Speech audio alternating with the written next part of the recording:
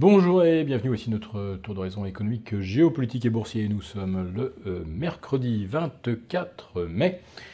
Pour comprendre comment tourne la planète finance et lorsqu'elle tourne autour des injections des banques centrales, c'est sur la bourse au quotidien nulle part ailleurs. Et l'épisode du jour s'intitulera assez naturellement l'ascension, le week-end qui porte bien son nom.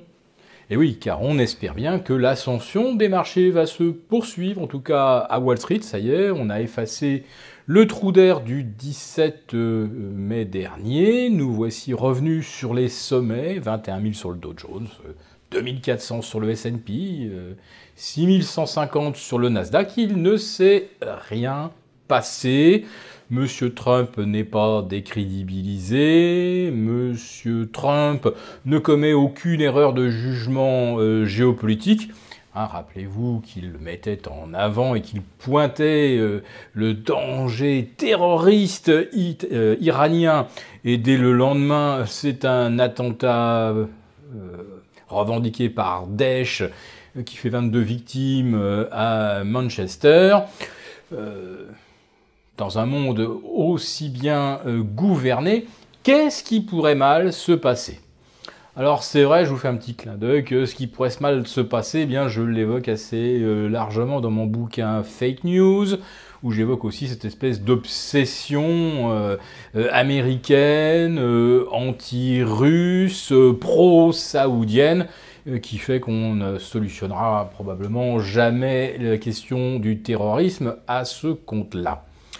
Mais les marchés, eux, bien, les attentats, c'est presque, si on peut dire, une sorte d'aiguillon, on l'a vu hier, au lendemain donc de l'attentat de Manchester, on a vu le CAC 40 prendre jusqu'à 0,7, 0,8%. Et le CAC 40 qui perdait 0,4% ce matin a très vite effacé ses pertes pour revenir à l'équilibre. Allez, pourquoi pas s'élancer d'ici cet après-midi à l'assaut des 5004. Histoire donc de prendre un pont de l'ascension avec le sentiment du devoir accompli et avec des marchés revenus au plus haut ou pas très loin, puisque si on est à 5004, on ne sera qu'à 1% du record historique absolu. Je le rappelle, sur le CAC 40 Global Return, on est de nouveau pas très loin des 14 000 et c'est bien un record historique absolu. Très au-delà donc de ceux de juillet 2007 où le CAC 40 s'était arrêté aux alentours des 12 300 points. Donc vous voyez, on est maintenant 15% au-dessus avec des bénéfices qui, nous le répétons, n'ont toujours pas retrouvé leur niveau de 2007. Voilà, donc la valorisation des marchés, l'expansion des multiples se poursuit et pourrait se poursuivre tant que les banques centrales seront en mode de injection no limit. Alors, pour la BCE, on se demande si à un moment ou un autre, elle ne laissera pas transparaître son intention d'éteindre le quantitative easing à partir de la fin de l'année 2017. Mais en fait, globalement, ce qui compte pour les marchés, c'est que le niveau global des liquidités reste inchangé, voire, pourquoi pas, progresse. Et là, eh bien, depuis maintenant 16 mois, on a une nouvelle corne d'abondance. C'est la Banque centrale chinoise. Bon, alors ça a commencé à aller doucement, avec 80 milliards d'euros par mois à partir de janvier-février 2016. Et puis on a franchi la barre des 100 milliards d'équivalent dollars, ça c'était en octobre dernier. Et puis aujourd'hui, eh bien, nous voici rendus à 130, 140 milliards de dollars par mois.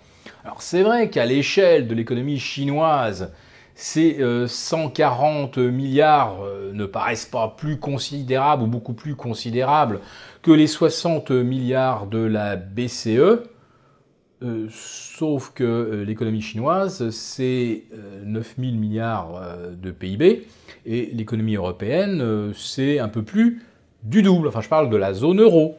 Donc, vous voyez quand même l'échelle. Ce qui signifie qu'aujourd'hui, en fait, la Banque centrale chinoise injecte 3 yuan pour faire 1 yuan de PIB. Mais c'est fondamental parce que il s'agit de maintenir coûte que coûte la croissance chinoise au-dessus des 6,5%. Alors, la Banque centrale chinoise n'injecte pas, comme la BCE, l'équivalent de 130 ou 140 milliards par mois. Il y a 60 milliards injectés sous forme de liquidité, on va dire, au jour le jour, pour l'ensemble du système. Et puis vous avez les prêts ciblés, en faveur des banques, et puis en faveur des entreprises. Et quand vous agrégez le tout, vous obtenez effectivement 130 ou 140 milliards de dollars de liquidités supplémentaires. Et cet argent-là, eh bien, très très vite, il quitte la Chine, pour une certaine partie, et va par exemple s'investir aux États-Unis. Vous savez que l'année dernière, la Chine était le premier investisseur aux États-Unis, avec pas loin de 50 milliards de dollars. Et ça, encore, ça c'est pour les entreprises, c'est un petit peu l'argent officiel, mais aussi celui des particuliers qui s'évadent alors au travers d'achats immobiliers aux États-Unis, qui s'évadent au travers du Bitcoin. Enfin, l'économie chinoise, à notre sens, elle est engagée, elle aussi, dans un processus sans retour. Il n'y a aucune marche arrière possible aujourd'hui, sinon on verrait la croissance chuter rapidement en dessous de 5%. L'économie chinoise aujourd'hui ressemble énormément à celle du Japon à la fin de l'année 89, début 90, lorsque d'un seul coup tout le système, toutes les bulles immobilières, bulles de crédit, bulles d'investissement des entreprises, quand tout cela a explosé. Et il faut se souvenir qu'en 89 déjà, la bulle a explosé juste après que les entreprises japonaises aient investi massivement aux États-Unis durant 2 ans. C'était le grand transfert en faveur du continent nord-américain et on voit exactement les Chinois faire la même chose après avoir gonflé leur bulle de crédit, après avoir développé des surcapacités de production. Finalement, l'argent a fini par s'exporter vers les États-Unis avant que tout se désintègre. Alors, cela arrivera. Peut-être, nous n'avons pas le timing, mais nous vous redonnons ce petit conseil que nous donnions mercredi dernier. Si vous voyez le Nasdaq revenir à 6150, eh bien, vous pouvez recommencer à acheter des ETF, BER, des ETF qui vous permettront de profiter d'une correction, parce que nous pensons que réellement le Nasdaq est arrivé au bout de l'extension du maximum de son potentiel haussier.